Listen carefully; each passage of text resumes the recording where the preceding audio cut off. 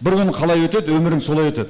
Бір күнің бықсық болып, шығын болып, қайғырып өтесің, өмірің солай өтеді. Өйткені ол кесте, өмір деген кесте.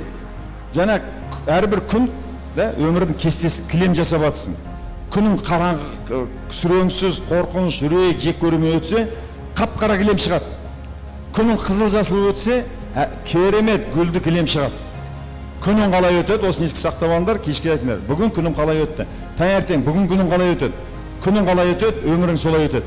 Адамның адамшылығы істі қалай бастағаннан білінеді, қалай бітіргеннен емес.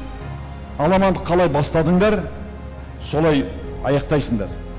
Қалай бастадыңдар? Бір апта қалай өтті, қалған 7 апта солай өтетін болады. Бір күнің қалай өтті, ертең ештеңе болмайды.